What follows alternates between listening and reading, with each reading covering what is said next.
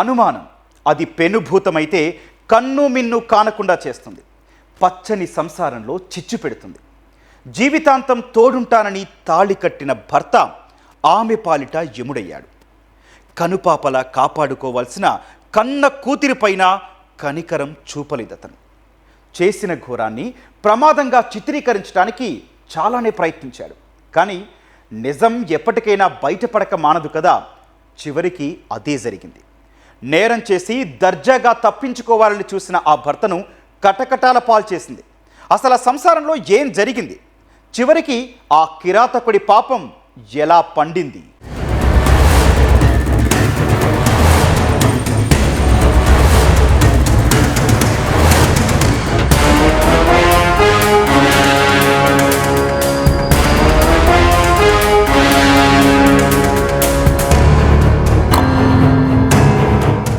ఒకప్పుడు ఆ ఇల్లు నవ్వులతో వికసించేది. కాని ఇప్పుడు అక్కడ నిశ్శబ్దం అలుముకుంది. మేడ్చల్ జిల్లాకు చెందిన లావణ్యకు చేవెళ్ల మండలం నారాయణ దాసుగూడకు చెందిన వడ్డే శ్రీనివాస్తో 2012లో వివాహం జరిగింది. హమాలీ పనిచేస్తూ కుటుంబాన్ని పోషించే శ్రీనివాస్ భార్య లావణ్యతో కలిసి సంతోషంగా ఉండేవాడు. వీరికి 14 ఏళ్ల కుమార్తె పావని, కుమారుడు పవన్ ఉన్నారు. అయితే కాలక్రమేణా శ్రీనివాస్ మనసులో అనుమానం అనే విషబీజం నాటుకుంది. అదే ఆ ఇంటికి శాపంలా మారింది.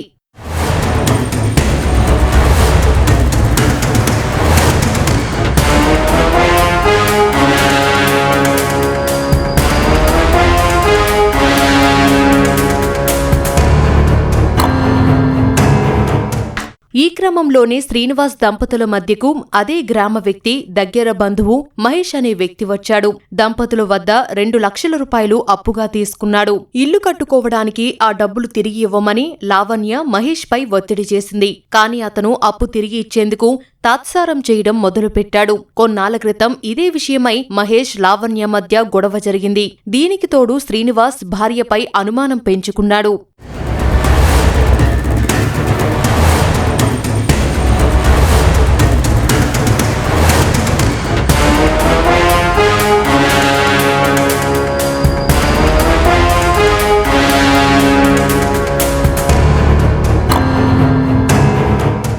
ఇటీవల రాత్రి మద్యం మత్తులో ఇంటికి వచ్చిన శ్రీనివాస్ పక్కనే నిద్రిస్తున్న కొడుకు పవన్ను లేపి తన తండ్రి దగ్గర పడుకోబెట్టాడు. తెల్లవారుజామున గాఢ నిద్రలో ఉన్న భార్య లావణ్య, కుమార్తె పావనిపై పెట్రోల్ పోసి నిప్పంటించాడు. మంటల్లో కాలిపోతున్న భార్యను చూస్తూ పైశాచిక ఆనందం పొందాడు.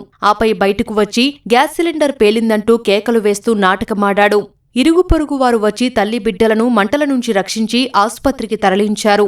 ఘటనపై పోలీసులకు సమాచారమిచ్చారు. ఆసుపత్రిలో చికిత్స పొందుతూ తల్లి, కుమార్తె మరణించారు.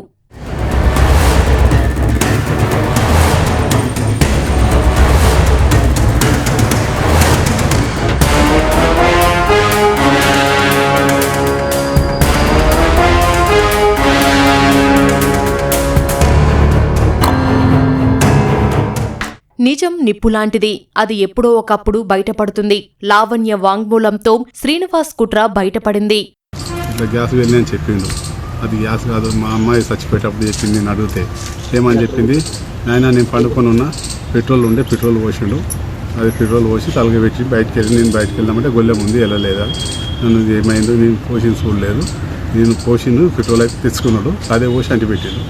ఇక నేను ఏం చూడలే, నేను నాకు ఎక్కడ తెలియలేదు. నేను బయటకు వెళ్దామంటే దారి లేదు, దారి లేక నేను అక్కడ ఇక్కడ అన్ననే చేయి అయిపోయింది. ఏ రోజు వచ్చి తీసింది కూడా నాకు తెలియదు. తీసుకొచ్చింది నాయన రాకున్నా దాకా. భార్యాభర్తల మధ్య ఇద్దరు విభేదాలు ఉండడం వల్ల ఆమె ఇతరులతో మాట్లాడుతుందని చెప్పి అనుమానం వ్యక్తం చేసుకొని గొడవలు జరుగుతున్నాయి. సో ఆయనతో ప్రాపర్గా ఉండట్లేదు అని చెప్పేసి విభేదాలన్నీ పతాక స్థాయికి రావడం. ఈ వడ్డే శ్రీనివాస్ అనే వ్యక్తి వాళ్ళ భార్యని అంతమందిద్దామని చెప్పేసి పథకం ప్రకారం పెట్రోల్ సేకరించి ఇంట్లో పెట్టుకున్నాడు. ఏదో కారణం వల్ల అది మెటీరియల్స్ కాకపోవడం వల్ల మళ్ళా తర్వాత రెండోసారి కూడా 10 లీటర్ల పెట్రోల్ అనేది సేకరించేసి ఆమె అంతమందిద్దామని చెప్పేసి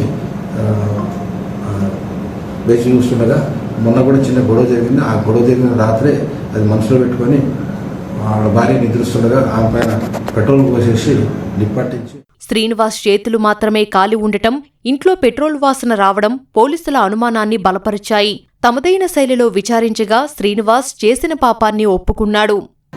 ఈ కాళ్ళ గాయాలనేది ఈయన కూడా ఈ అనుమానితుడు కూడా 2 చేతులకు కాళ్ళ గాయాలని ఆయన తెల్లవారుజామున రోజు 3:30 అనేది మార్కెట్కి పోతాం అనుకుంటాడు. రోజు మాదిరిగానే ఆ రోజు కూడా స్టవ్ పైన టీ పెట్టేసి పోయి వచ్చేసరికి ఈ కాలిపోయింది, గ్యాస్ లీక్ అయ్యి కాలిపోయిందని చెప్పాడు. కాకపోతే సంఘటన స్థలం ప్లస్ ఆయన గాయాలు చూస్తే ఇంకో విధంగా ఉండే, అక్కడ పెట్రోల్ వాసన అదంతా రావడం జరిగింది. గ్యాస్ లీక్ అనేది అవాస్తవం. ఘటనలో చంపే క్రమంలో ఆయన పైన కూడా ఆ పెట్రోల్ పడడము గాయాలు కావడం అనేది జరిగింది. ఇవన్నీ బాధితదారులు ప్లస్ వాళ్ళు చూసేసి అని చెప్పేటి వాస్తవం జరిగింది. అరెస్ట్ చేసి పంపించారు. నిందితుడు శ్రీనివాస్ను అరెస్టు చేసిన పోలీసులు రిమాండ్కు తరలించారు. అంధవిశ్వాసం, అనుమానం ఎంతటి వినాశనానికి దారితీస్తాయో చెప్పడానికి ఇదొక నిదర్శనం.